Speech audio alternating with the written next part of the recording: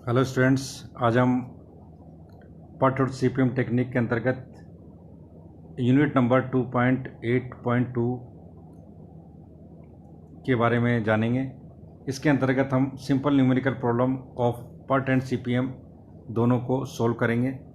तो शुरू करते हैं।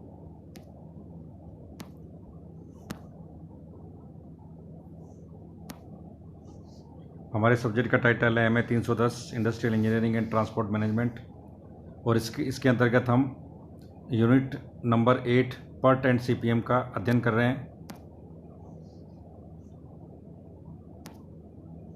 तो यहाँ पर शुरू करते हैं एक न्यूमेरिकल, जो कि हमारे पॉलिटेक्निक महाविद्यालय से रिलेटेड ही एक न्यूमेरिकल बनाया गया है। तो इसमें हमारे पॉलिटेक्निक महाविद्यालय में कंप्यूटर एप्लीकेशंस पर पोस्ट डिप्लोमा प्रारंभ किया जाना है। इसके लिए विभिन्न कार्य व उनके समय निम्न विवरण के अनुसार है। और जब हमें कोई पोस्ट डिप्लोमा प्रारंभ करना है तो बहुत सारी एक्टिविटीज़ इनमें इन्वॉल्व होंगी। तो एक्टिविटी इस क्वेश्चन में इस तरह दी हुई है।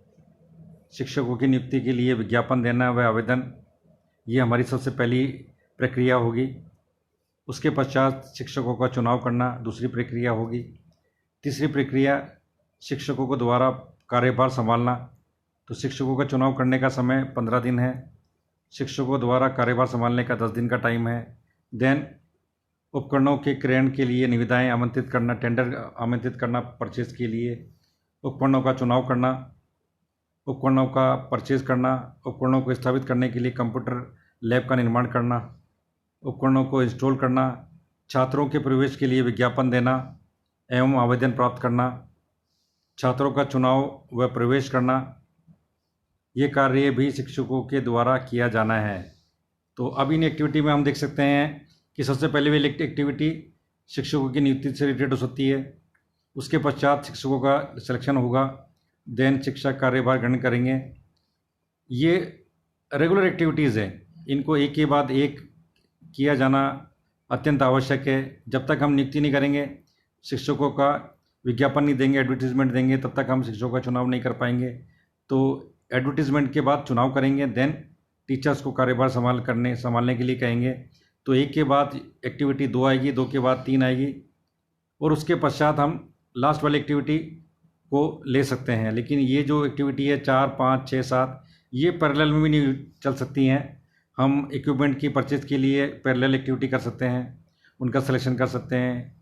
ये सारी एक्टिविटीज़ हम पैरेलल में ले सकते हैं। तो इस प्रोजेक्ट को हम ऑप्टिमाइजेशन कर सकते हैं। अब जैसा कि इसमें अवधि दे रखी है 75 दिन की, इस विवरण के आधार पर सीपीएम नेटवर्क बनाना है हमें, और इसका क्रिटिकल पाथ हमें ज्ञात करना है, और कार्य प्रारंभ होने के कितने समय पश्चात छात्रों का अध्यापन कार्य किया जा सकेगा, हमें यह निकालना क्रिटिकल पाथ के द्वारा सीपीएम नेटवर्क बनाकर। और इसकी अवधि 75 दिन रखी है। तो हम देखते हैं कि ये फिजिबल है कि नहीं है। तो इसके अंतर्गत सबसे पहले हम देखेंगे कि हमारी जो एक्टिविटी है 1, 4, 9, जैसा कि मैंने बताया, एक साथ प्रारंभ की जा सकती हैं। 2 एक्टिविटी 1 के बाद ही प्रारंभ हो सकती है। इसी तरह 3 के बाद 2 प्रारंभ होगी। और एक्टिविटी 5 जो हमारी है वो 3 व 4 के पश्चात ही प्रारंभ की जा सकती हैं। एक्टिविटी 6 5 के पश्चात प्रारंभ होंगी। एक्टिविटी 8 6 व 7 के पश्चात ही प्रारंभ कर पाएंगे। 7 को 5 के बाद प्रारंभ किया जाएगा। अंतिम एक्टिविटी हमारी 10 होगी, जो कि 3 व 9 के पश्चात संभव होगी। तो इस तरह से हम बिंदु संख्या 6 पर पहुँचते हैं। छात्रों के शिक्षण प्रारंभ होने से पूर्व एक्टिविटी 3, 8 व 10 पूर्ण हो जानी चाहिए। इस तरह से हम एक नेटवर्क बना लेते हैं और इस चार्ट को समराइज़ कर लेते हैं। तो सबसे पहले हमने क्या किया, एक्टिविटी को प्रारंभ करते हैं हम 0 से। देन शिक्षकों की नियुक्ति के लिए हमने दूसरी एक्टिविटी प्रारंभ की। उसके पश्चात हमने शिक्षकों का चुनाव किया, शिक्षकों का कार्यभार ग्रहण करवाया। तो ये हमने एक्टिविटी 1, 2, 3 मान लिया। देन उपकरणों की परचेज के लिए एक्टिविटी 1 मान लिया हमने पहले। उपकरणों का चुनाव करने के लिए 4 व 5, उपकरणों का परचेज करने के लिए हमने 6 कर लिया। देन हमने इसको भी 6 मान लिया। उपकरणों को इंस्टॉल करने के लिए एक्टिविटी 7 एंड 8, और छात्रों को प्रवेश के लिए हमने एक्टिविटी 1, छात्रों का चुनाव व प्रवेश एक्टिविटी 4 और 10। देन छात्रों का अध्यापन कार्य प्रारंभ करने के लिए 4, 9 और 11। तो ये हमारा क्या प्रीडिसेसर है और ये पोस्ट एक्टिविटी हैं। तो इनके हिसाब से हमने एक चार्ट आगे बनाया है, और इन चार्ट को हम इस तरह बना सकते हैं।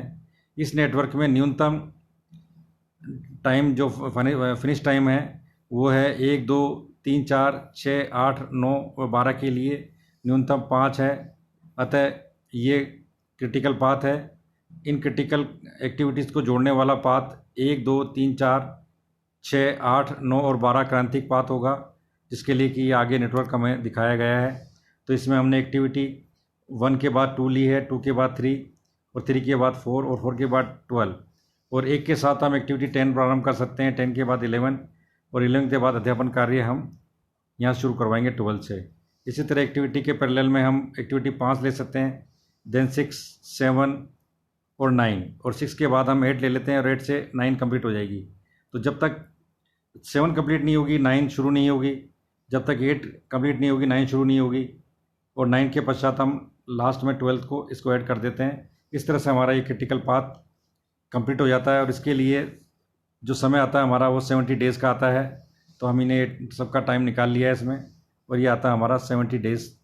तो हमने 5 दिन ऑप्टिमाइज़ किया इस नेटवर्क को बनाने के लिए।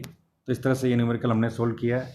दूसरा जो न्यूमेरिकल है हमारा वो हमारा पर्ट से रिलेटेड है और ये हमने एक इंडस्ट्रियल क्षेत्र में शेड लगाने के लिए एक स्मार्ट स्केल इंडस्ट्री लगाने के लिए एक वर्कशॉप बनाना है हमें, उसका न्यूमेरिकल लिया है इसमें। तो इसमें हमने जो एक्टिविटी ली है वो A, B, C, D, E, F, G ली हैं।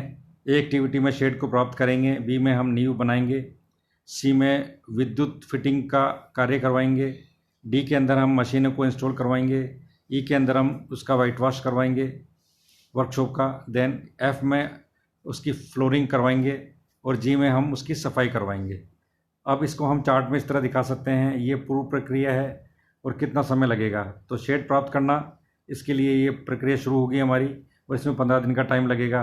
देन नींव बनाएंगे, ये हमारी एक्टिविटी ए होगी, इसमें 10 डेज़ का टाइम लगेगा। इलेक्ट्रिकल फिटिंग के लिए एक्टिविटी ए ही होगी, इसमें भी 15 दिन का समय लगेगा।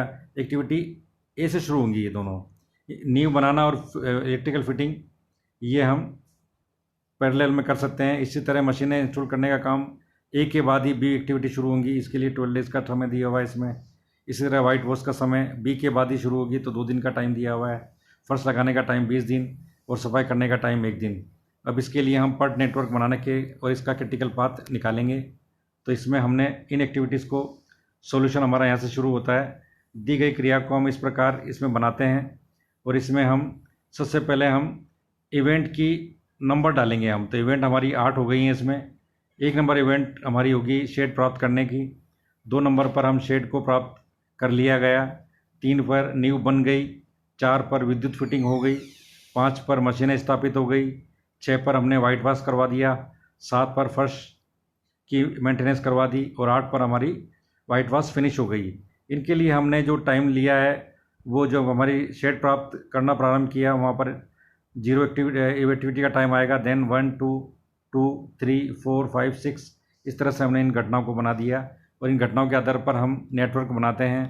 तो यहाँ पर एक्टिविटी हमने 1 ले ली, 2, 3, 5, 7, 8 ये एक के बाद एक एक्टिविटी होंगी, 2 के बाद 4 होंगी। तो इट मीन्स 2 से लेके 8 के बीच में जो एक्टिविटीज़ हैं 4 और 6 ये हम पैरेलल में इसको फिनिश कर सकते हैं और इस तरह से हम ये नेटवर्क बना सकते हैं। तो इस तरह से इस नेटवर्क के हम देखेंगे इन तीनों टाइम का एस्टिमेट कर निकालने के बाद जो हमारा क्रिटिकल पाथ होगा वो होगा 1, 2, 3, 5, 7, 8 इस तरह से हमारा क्रिटिकल पाथ होगा। और पाथ नंबर 2, 4, 6, 8 ये सब क्रिटिकल पाथ कहलाएगा और 4 और 6 के लिए जो मान है वो 41 है कृत और क्रिटिकल पाथ के लिए विभिन्न क्रियाओं के समय का योग जो होगा वो हम इससे चेक कर सकते हैं कितना आएगा। तो टोटल टाइम इस तरह से हम इसमें निकाल लेते हैं। तो ये सिंपल न्यूमेरिकल है जो कि हमने पट टेक्निक के द्वारा आपको समझाने का प्रयास किया है। यहीं हमारा ये टॉपिक फिनिश होता है। Thank you.